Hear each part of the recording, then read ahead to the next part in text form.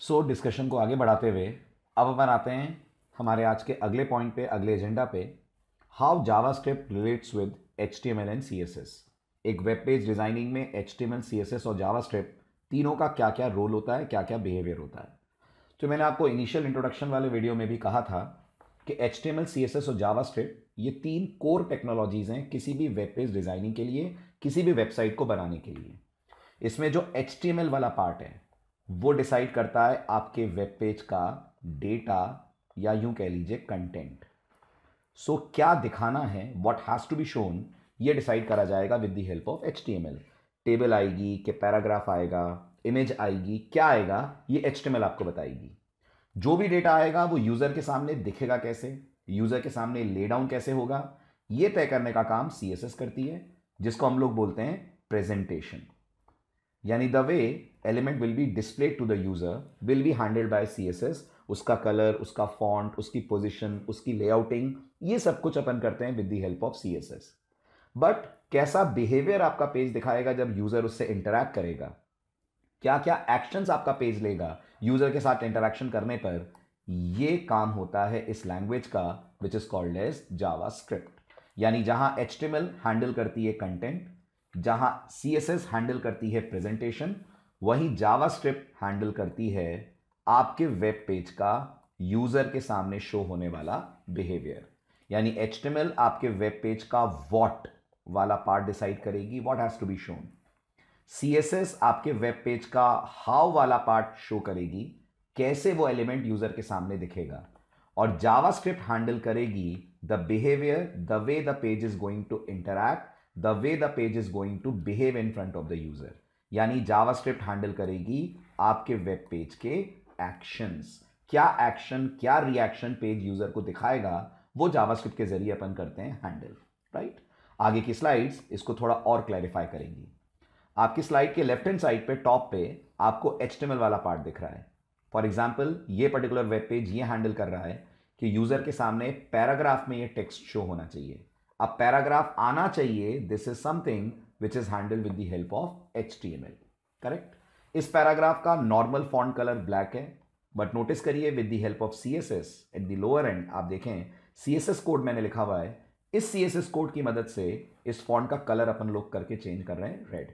यानी content HTML ला रही है, यानी पैराग्राफ HTML ला रही है। उसका जो स्टाइलिंग वाला पार्ट है वो हैंडल कर रही है CSS। और अगर मैं चाहता हूं यूजर जब इस पैरा पे क्लिक करे तो इसका कलर चेंज हो जाए या कुछ और इफेक्ट इस पैराग्राफ पे आए, तो वो हम करेंगे with the help of JavaScript. और ये हैंडल करने के लिए डायनेमिक इफेक्ट्स जावास्क्रिप्ट की मदद से अपन दे सकते हैं। ये जो कोड मैंने लिखा हुआ है, अभी इस कोड को आप टेंशन ना लें पढ़ने की या समझने की, आगे के वीडियोस में मैं इसको क्लैरिफाई करूंगा। बट आप नीचे देख सकते हैं, नीचे जो वीडियो आ रहा है वो आपको ये दिखा रहा है कि जैसे ही माउस क्लिक हो रहा है जाकर पैराग्राफ पे, पैराग्राफ का कलर रेड से कन्वर्ट हो जा रहा है ब्लू में। ये जो हो रहा है this is called dynamic effect. खाली हम कलर ही चेंज नहीं कर सकते हैं, there can be lot many things जो हम यूजर के एक्शन लेने पर, कौन सा एक्शन, क्लिक एक्शन लेने पर अपने इस वेब पेज पे ला सकते हैं। ये एक एक्शन है, ऐसे कई एक्शंस हो सकते हैं जो आप जावास्क्रिप्ट के जरिए कर सकते हैं handle. So to summarize this slide, HTML जैसा मैंने कहा हैंडल करेगी पेज का कंटेंट, CSS हैंडल करेगी पेज की स्टाइलिंग, और जावास्क्रिप्ट हैंडल करेगी पेज पे आने वाले डायनेमिक इफेक्ट्स। राइट। तो अगर मुझे स्टूडेंट की मार्कशीट दिखानी है तो वो मार्कशीट एक टेबल में दिखेगी, ये हैंडल HTML करेगी। वो मार्कशीट के कलर्स क्या होंगे, फॉन्ट साइज क्या होगा, ये CSS हैंडल करेगी। और अगर मैं चाहता हूं यूजर उस मार्कशीट में किसी रो पे क्लिक करे तो कोई इफेक्ट आए, कुछ एक्शन ले मेरा पेज, तो ये हम करेंगे with the help of JavaScript. This is called dynamic effect, जो आप हैंडल करते हैं with the help of JavaScript language. Right. अब बात करते हैं आज के एरा में, एज ऑफ 2017-18 जावास्क्रिप्ट मार्केट में कहां स्टैंड करती है। तो जब जावास्क्रिप्ट ओरिजिनली लॉन्च हुई थी way back in the year 1996, तो जावास्क्रिप्ट मेनली एक थीम, एक आइडिया के साथ लॉन्च हुई थी कि ब्राउजर के अंदर ये रन होगी, ब्राउजर के अंदर ये एक्शंस लेगी। लेकिन अब ये पुराने जमाने की बात हो गई। As of now in this era JavaScript ना सिर्फ क्लाइंट साइड पे है, जावास्क्रिप्ट सर्वर साइड पे भी काम करती है। आज से पहले सर्वर साइड वाला पार्ट लोग पर्ल में, PHP में, जावा में, ASP में, इन लैंग्वेजेस में या टेक्नोलॉजीज में हैंडल करते थे। बट जावास्क्रिप्ट ने अब सिनेरियो को धीरे धीरे चेंज करना स्टार्ट कर दिया है और अब आज अगर आप चाहें तो एक पूरी web application client as well as server दोनों एंड पे हैंडल कर सकते हैं यूजिंग जावास्क्रिप्ट। सर्वर एंड पे जो जावास्क्रिप्ट यूज होती है उसका नाम है Node.js, जो जावास्क्रिप्ट की एक लाइब्रेरी है, जावास्क्रिप्ट का एक कोड है जो सर्वर पे रहता है और सर्वर साइड पे जावास्क्रिप्ट को रन करने में कैपेबिलिटीज देता है। बट आप डायरेक्ट Node.js नहीं कर सकते, आप डायरेक्ट क्लाइंट साइड वाले भी जावास्क्रिप्ट के नए फ्रेमवर्क्स यूज नहीं कर सकते हैं जब तक आपको एक सॉलिड अंडरस्टैंडिंग बेसिक जावास्क्रिप्ट की ना हो। और उसी लिए ये कोर्स मैंने डिजाइन करा है, जिसको सीखने के बाद आप जावास्क्रिप्ट के हर उस पार्ट से फेमिलियर हो जाएंगे जो फिर आपको सर्वर पे या क्लाइंट पे जावास्क्रिप्ट के जो नए फ्रेमवर्क्स हैं उन्हें पढ़ने में सीखने में मदद करेगा। सो आज अगर कोई ये कहता है कि जावास्क्रिप्ट सिर्फ क्लाइंट साइड पे रन होती है तो स्टेटमेंट एब्सोल्युटली गलत है। जावास्क्रिप्ट आज इतनी एनहांस, इतनी मैच्योर हो गई है कि वो सर्वर वाले पार्ट को भी हैंडल कर सकती है, क्लाइंट वाले पार्ट को भी हैंडल कर सकती है, और दोनों जगहों पर आपको जावास्क्रिप्ट की कोर लैंग्वेज के बेस पर बने हुए फ्रेमवर्क्स मिलेंगे जो इन चीज़ों को हैंडल करेंगे। सर्वर वाले पार्ट पे जो यूज होता है framework, that is called as Node.js, और क्लाइंट वाले पार्ट पे very popular framework is there which is called as Angular. Angular is one of the frameworks. There are lot many other frameworks available जो आप JavaScript के client वाले part पे भी use होता हुआ देखते होंगे। बहुत सारी साइट्स इस एंगुलर फ्रेमवर्क को करती हैं यूज, राइट। तो ये जावास्क्रिप्ट का आज का सिनेरियो है कि आज जावास्क्रिप्ट सर्वर क्लाइंट दोनों तरफ यूज होने वाली लैंग्वेज बन चुकी है। देन जावास्क्रिप्ट से हम क्या क्या कर सकते हैं, मतलब ये जो मैंने अभी आपको समझाया जावास्क्रिप्ट बिहेवियर वाला पार्ट हैंडल करती है, ये स्लाइड उसको थोड़ा और एलैबोरेट वे में आपको समझाएगी। बिहेवियर से मेरा मतलब क्या था। बिहेवियर से मेरा 3 चीजों में मतलब है। देयर आर 3 थिंग्स जिन्हें हम बिहेवियर बुला सकते हैं। सबसे पहली चीज, जावास्क्रिप्ट से हम यूजर इंटरैक्शंस हैंडल करते हैं। मैं आपको दिखाऊंगा अभी एक छोटा सा डेमो, यूजर इंटरैक्शन क्या था। हालांकि जो भी आपने थोड़ी देर पहले देखा था वीडियो में, क्लिक करने पर पैराग्राफ का कलर ब्लू हो जा रहा था रेड से, that was an example of user interaction. Apart from that, very popular use of JavaScript is there, which is called as form validate करना। JavaScript is one of the languages जिसकी मदद से आप फॉर्म्स यानी inputs को validate करते हैं। User ने जो डेटा भरा है वो according to rules of the language या साइट है या नहीं है, वो आप हैंडल कर सकते हैं with the help of form validation. And another very important thing जो जावास्क्रिप्ट करती है हैंडल, दैट इज एनिमेशन। आपके वेब पेज पे जो इफेक्ट्स आते हैं, माउस के पॉइंटर के मूव होने से इमेज मूव होती है, इमेज एनलार्ज होती है, these are called image swaps or image rollovers, which also can be handled easily using JavaScript as well as its supporting libraries like jQuery। तो ये 3 मेजर काम हैं जो जावास्क्रिप्ट यूज करती है, और ये तीनों ही काम आप इस कोर्स के अंदर सीखेंगे। इस पर्टिकुलर टेक्नोलॉजी या इस लैंग्वेज में हम ये करेंगे। एक एक स्लाइड आपको इन तीनों के स्क्रीनशॉट्स के लिए मैं दिखाता हूं। ये है यूजर इंटरैक्शन। अगर आप इस स्लाइड को ध्यान से ऑब्जर्व करें तो जैसे यूजर ने BA लिखा है, उसके BA लिखते ही नीचे ड्रॉप डाउन लिस्ट में BA जिन जिन कंट्रीज के नाम में प्रेजेंट है वो कंट्रीज आ रही हैं। अब ये कंट्रीज क्लाइंट से भी पुल हो सकती हैं, और आप चाहें तो आप ये कंट्रीज सर्वर से भी पुल कर सकते हैं। सर्वर साइड पे भी हम कोड लिख सकते हैं जो इन कंट्रीज को पुल करके लाएगी, वो भी आप इस कोर्स में देखेंगे। और मैं आपकी नॉलेज के लिए बता दूं, वो चीज़ यहाँ पर कहलाती है एजेक्स। यानी ये जो आप देख रहे हैं, अगर ये डेटा सर्वर से पुल हो रहा है तो ये एक टेक्नोलॉजी की मदद से पुल होगा, बल्कि जावास्क्रिप्ट के एक पार्ट की मदद से पुल होगा, and that part is basically called as AJAX, correct. तो ये आप देख सकते हैं, this is called user interaction. जैसे जैसे मैं कुछ लिखूंगा वैसे वैसे ये लिस्ट के अंदर के कंटेंट्स चेंज होंगे। यूजर इंटरैक्शन का एक और बहुत बढ़िया एग्जांपल आपको गूगल के सर्च पेज पे मिलेगा। जब आप गूगल के सर्च पेज पे जाकर कुछ लिखते हैं तो जो आपको उससे रिलेटेड टर्म्स दिखते हैं, that is called Google suggest, और वहां पे भी लगी हुई है pure and simple JavaScript. Next मैंने कहा जावास्क्रिप्ट का अगला मेजर यूज है फॉर्म वैलिडेशन। नोटिस करिए, एक छोटा सा सेक्शन है किसी वेबसाइट का जिसमें यूजर अपनी बिलिंग इंफॉर्मेशन भर रहा है। बिलिंग इंफॉर्मेशन भरते वक्त उसने अपना फुल नेम बिल्कुल करेक्ट दिया, उसने अपना स्ट्रीट एड्रेस बिल्कुल करेक्ट दिया, लेकिन नोटिस करिए उसने अपना जिप कोड गलत दे दिया। लैंग्वेज इस जिप कोड को उसी समय रोक देगी, उसी समय हैंडल कर लेगी, और राइट साइड पे जो आप एरर मैसेज देख रहे हैं, that is a validation message जो आपके गलत इनपुट को हाईलाइट कर रहा है। This is something which can be handled with the help of JavaScript, right. So this is called form validation. ऐसे ही अगर मैंने ईमेल गलत लिखा या ईमेल में कुछ इंपॉर्टेंट कैरेक्टर्स जो आने चाहिए वो मैंने नहीं दिए, that can be verified with the help of JavaScript. So such kind of validations are called form validation, जो आप इजीली जावास्क्रिप्ट से कर सकते हैं हैंडल। थर्ड, फ्लिपकार्ट पे मैंने कुछ स्क्रीनशॉट्स लिए हैं। जो आप नोटिस कर रहे हैं, ये फ्लिपकार्ट पे इमेज रोल ओवर का इफेक्ट है। आप सबने शॉपिंग करते वक्त इस चीज को एक्सपीरियंस करा होगा कि जैसे जैसे आपका माउस का पॉइंटर इन इमेजेस के थ्रू पास होगा, पहले इस इमेज पे, फिर इस इमेज पे, फिर इस इमेज पे, ऑटोमेटिकली आपको यहां पर इस मेन एरिया में इमेज चेंज होती हुई दिखेगी। सो तो जैसे जैसे माउस आगे बढ़ता जाएगा, इमेज चेंज होती जाएगी, इमेज बदलती जाएगी, and this is called image roll overs. ऐसे ही अगर मैं इस इमेज के ऊपर माउस का पॉइंटर मूव करूंगा, तो जिस जिस एरिया पे मेरा माउस का पॉइंटर जाएगा, एक लेंस की तरह ऐसा लगेगा जैसे हम उस एरिया को एनलार्ज करके देख रहे हैं, और वो एनलार्ज व्यू अगर आप नोटिस करें तो आपको इस साइड पे दिखेगा। Clear? So this effect is called as image roll over. इसी तरह से वी हैव इमेज स्वैप्स। जैसे जैसे मैं यहां नीचे वाली इमेजेस पे क्लिक करता जाऊंगा, आप नोटिस करेंगे ये इमेजेस यहां पर आकर डिस्प्ले होती जाएंगी, यानी इमेज चेंज होती जाएगी। On my every click the image will change, the present image will be swapped with the new image. ये सारे इफेक्ट्स और ऐसे कई तरह के इफेक्ट्स, ये तो कुछ एग्जांपल्स हैं, कई तरह के इफेक्ट्स आप ला सकते हैं with the help of JavaScript. तो अब आप इमेजिन करके देखिए, बगैर जावास्क्रिप्ट के एक साइट कितनी डेड साइट लगेगी, किसी भी तरह का इंटरैक्शन नहीं दिखा पाएगी, और उसमें बस वही स्टैटिक कंटेंट दिखते रहेंगे जो स्टैटिक कंटेंट आपने HTML CSS के थ्रू डिजाइन करें हैं।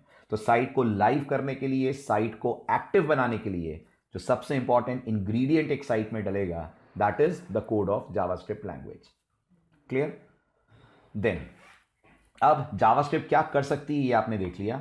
थोड़ा सा डिस्कशन इस बात पे भी जरूरी है कि जावास्क्रिप्ट क्या नहीं कर सकती है। वो कौन कौन सी चीजें हैं जो जावास्क्रिप्ट में कर पाना पॉसिबल नहीं है, ताकि हम जावास्क्रिप्ट से कुछ ज्यादा एक्सपेक्टेशंस ना लें। पहली चीज जो जावास्क्रिप्ट नहीं कर सकती थी, अब आज जैसा मैंने कहा एजेक्स के कारण ये पॉसिबल है। जावास्क्रिप्ट ओरिजिनली जब बनी थी तब जावास्क्रिप्ट डेटाबेस से इंटरैक्ट नहीं कर सकती थी। आज भी जावास्क्रिप्ट डायरेक्टली डेटाबेस से बात नहीं करती है। आज जावास्क्रिप्ट बात करेगी सर्वर पे पड़े हुए कोड से, और सर्वर पे रखा हुआ वो कोड इंटरैक्ट करेगा डेटाबेस से। तो यूजर को ऐसा लगेगा जैसे जावास्क्रिप्ट ही डेटा पुल करके ला रही है। ठीक, लेकिन अगर ये टेक्नोलॉजी जिसका नाम है एजेक्स ये अपन हटा दें, तो फिर अपन मान सकते हैं जावास्क्रिप्ट क्लाइंट पे रन होते हुए सर्वर से इंटरैक्ट नहीं कर सकती है। ध्यान दीजिएगा, ये जो कोर्स मैंने आपके लिए बनाया है ये क्लाइंट साइड जावास्क्रिप्ट को कवर अप कर रहा है। हम सर्वर साइड जावास्क्रिप्ट पे बात इस कोर्स में नहीं करेंगे, वो हमारे दूसरे वीडियोस में होगा जब हम Node.js जैसे फ्रेमवर्क्स कवर करेंगे। सो अगर हम क्लाइंट पे जावास्क्रिप्ट रन कर रहे हैं तो वो ब्राउजर के अंदर के डेटा को एक्सेस कर सकती है, कंटेंट एक्सेस कर सकती है, but JavaScript can not directly interact with the database lying at the server end. But using AJAX now this has been made possible. इसमें जावास्क्रिप्ट सर्वर पे पड़े हुए कोड से बात करेगी। वो कोड जावा का हो सकता है, वो कोड PHP का हो सकता है, वो कोड .NET में हो सकता है, किसी में भी हो सकता है, और वो डेटा पुल करके लाकर जावास्क्रिप्ट आपको आपके वेब पेज पे दिखा देगी। जैसे IRCTC में होता है, आप यहाँ पे ट्रेन का नाम लिखते हैं और यहाँ आपको ट्रेन से रिलेटेड स्टेशन या ट्रेन से रिलेटेड बाकी डिटेल्स मिल जाती हैं। This all information is pulled by the IRCTC page using technology called as AJAX. Then JavaScript के ऊपर एक सिक्योरिटी रेस्ट्रिक्शन है। क्योंकि जावास्क्रिप्ट क्लाइंट साइड पे रन होती है, क्योंकि वो ब्राउजर में रन होती है, जावास्क्रिप्ट को क्लाइंट पे पड़ी हुई फाइल्स डायरेक्टली एक्सेस करने की परमिशन नहीं है। और सोच कर देखें आप, तो ये बिल्कुल वैलिड रेस्ट्रिक्शन है, होना भी यही चाहिए था। क्योंकि अगर जावास्क्रिप्ट क्लाइंट पे पड़ी हुई फाइल्स को डायरेक्टली एक्सेस कर लेगी, तो फिर किसी भी तरह से हम क्लाइंट के डेटा को एक्सेस कर लेंगे और उसे मैनिपुलेट कर देंगे।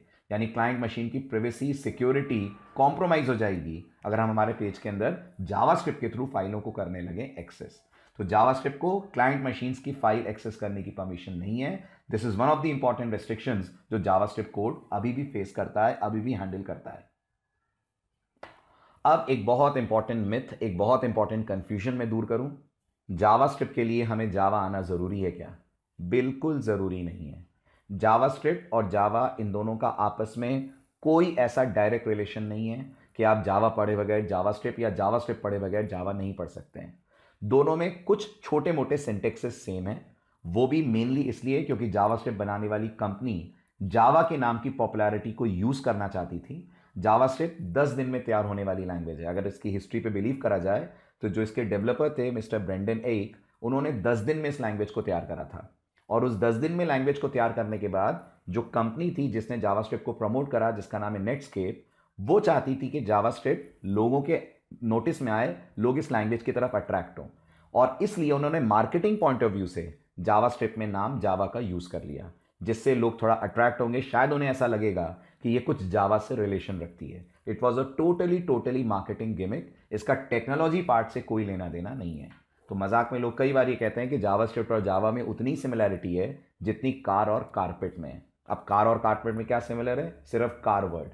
वैसा ही सिमिलैरिटी बस जावा और जावास्क्रिप्ट में है। The only Java word is same, बाकी इन दोनों का डोमेन अलग अलग है, इन दोनों के पर्पस अलग अलग हैं, दोनों अलग अलग कामों के लिए आज टेक वर्ल्ड में यूज होने वाली लैंग्वेजेस हैं। ये टेबल समराइज कर रही है इन दोनों के बीच के कुछ इंपॉर्टेंट डिफरेंसेस। ये डिफरेंसेस समझने के लिए आपको बहुत ज़्यादा जावा की ज़रूरत नहीं है, बट सिर्फ आपका ये मिथ दूर करने के लिए स्लाइड मैंने प्रिपेयर की, जिससे हमें समझ में आ जाए to learn JavaScript we do not require any kind of knowledge of Java language. फिर भी just have a look at these differences. Java Sun Microsystems ने बनाई थी, जो अब ओरेकल सन के नाम से जानी जाती है। जावा, जैसा मैंने कहा, it's a language prepared by the company called as Netscape, right. Java एक full fledge stand alone object oriented language है। The word stand alone means Java के प्रोग्राम्स को रन करने के लिए जावा से रिलेटेड चीजें अपन को चाहिए, कोई थर्ड पार्टी सॉफ्टवेयर हमें नहीं चाहिए। बट जावास्क्रिप्ट को रन करने के लिए हमें एक ब्राउजर का सपोर्ट चाहिए, जिसके अंदर जावास्क्रिप्ट इंजन होना चाहिए जो जावास्क्रिप्ट के कोड को इंटरप्रेट कर सके। जावा जिनको आती होगी, जिनको जावा की बेसिक्स पता होंगे, आपको याद होगा जावा में एक कंपाइलर होता है जो आपके जावा कोड का बाइट कोड कन्वर्जन करता है, और एक इंटरप्रेटर होता है जो उस बाइट कोड को मशीन डिपेंडेंट फॉर्म में कन्वर्ट करता है। So Java is a compiled as well as interpreted language. As far as JavaScript is concerned, इसमें मेनली हमारे पास इंटरप्रेटर होता है। हालांकि मैंने कहा कुछ मॉडर्न जावास्क्रिप्ट इंजन्स ऐसे हैं जो कंपाइलर्स भी यूज करते हैं, बट बेसिकली ओवरऑल जावास्क्रिप्ट एक इंटरप्रेटेड लैंग्वेज ही कहलाती है। जावा को एग्जीक्यूट होने के लिए JVM चाहिए, जो जावा की वर्चुअल मशीन है, जो जावा का इंजन कह सकते हैं आप। ऑन द कॉन्ट्ररी, जावास्क्रिप्ट को रन होने के लिए जावास्क्रिप्ट इंजन चाहिए, ब्राउजर का सपोर्ट चाहिए। The most important difference is point number 4। जावा एक स्ट्रांगली टाइप्ड लैंग्वेज है, यानी जावा में एक बार आपने कह दिया इंट ए, तो आपने ए की डेटा टाइप फिक्स कर दी, और अब आप इस ए के अंदर कोई डेसिमल या बूलियन वैल्यूज नहीं डाल पाएंगे। ऑन द कॉन्ट्ररी, अगर ये जावास्क्रिप्ट होती तो आप आराम से इस वेरिएबल के अंदर बूलियन भी, स्ट्रिंग भी, डेसिमल भी, नॉन डेसिमल भी, हर तरह का डेटा कर सकते थे स्टोर, क्योंकि जावास्क्रिप्ट एक वीकली या लूजली टाइप लैंग्वेज कहलाती है। Last but not the least, Java mainly security point of view से बनाई गई थी। जावा का सिक्योरिटी सिस्टम, जिसे हम जावा सैंडबॉक्स बोलते हैं, वो एक बहुत फुल ब्लोन सिक्योरिटी सिस्टम है जिसमें बहुत सारे फीचर्स सिक्योरिटी के हैं। जावास्क्रिप्ट में सिक्योरिटी को इतनी ज्यादा इंपॉर्टेंस रखती नहीं, सिवाय एक रेस्ट्रिक्शन की कि जावास्क्रिप्ट फाइल्स एक्सेस नहीं कर सकती है क्लाइंट मशीन की, और कोई मेजर रेस्ट्रिक्शन जावास्क्रिप्ट पे एज अ लैंग्वेज नहीं है। सो ये वो डिफरेंसेस थे जो क्लैरिफाई करेंगे कि जावा और जावास्क्रिप्ट दोनों का डोमेन अलग है, दोनों अलग अलग पर्पसेस के लिए मार्केट के अंदर आज यूज होने वाली लैंग्वेजेस हैं। क्लियर? सो आपके दिमाग से सारे डाउट्स दूर हो जाने चाहिए। हमें किसी भी तरह से जावा की नॉलेज की जरूरत नहीं है टू वर्क और अंडरस्टैंड जावास्क्रिप्ट टेक्नोलॉजी और जावास्क्रिप्ट लैंग्वेज, राइट। देन थोड़ी सी हिस्ट्री जावास्क्रिप्ट की आपको मैं शेयर कर लूं, कब बनी, किसने बनाई, मार्केट में कब आई, थोड़ा सा इस बारे में बात करते हैं। जावास्क्रिप्ट बनाने का क्रेडिट जिनको जाता है, the name of the programmer is mister Brendan एइक।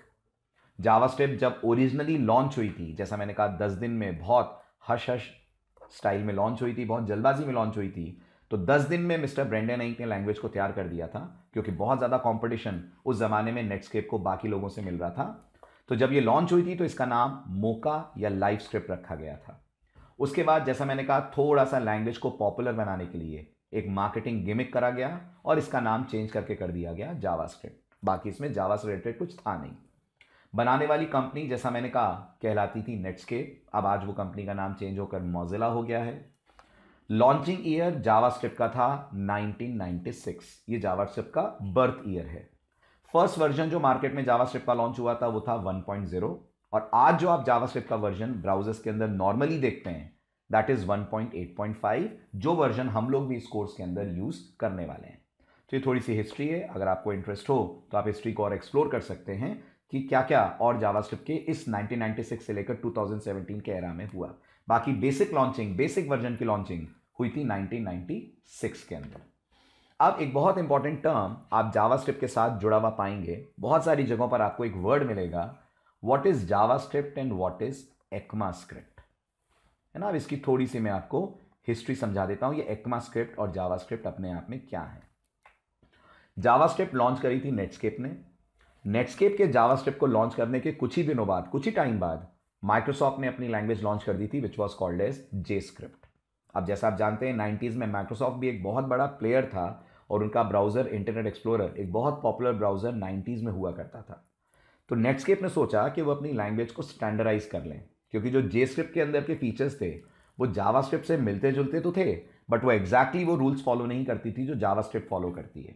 तो नेटस्केप को लगा कि वो अपनी लैंग्वेज को अगर स्टैंडर्डाइज कर लेंगे तो फिर हर ब्राउज़र के लिए, चाहे वो इनका नेविगेटर हो, चाहे माइक्रोसॉफ्ट का इंटरनेट एक्सप्लोरर हो, हर ब्राउज़र के लिए एक स्टैंडर्ड हो जाएगा लैंग्वेज का और उसे वो स्टैंडर्ड को मानना पड़ेगा। तो नेटस्केप ने अप्रोच करा एक्मा को।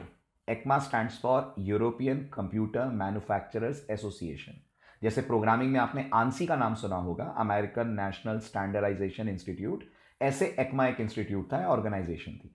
इन लोगों ने लैंग्वेज को स्टैंडर्डाइज कर दिया, मतलब इन्होंने कुछ रूल्स एंड रेगुलेशन निकाल दिए कि जावास्क्रिप्ट का इंजन जो जो कंपनीज बनाएंगी, जो जो ब्राउजर्स बनाएंगे, वो इन स्टैंडर्ड्स को, इन रूल्स को फॉलो करेंगे।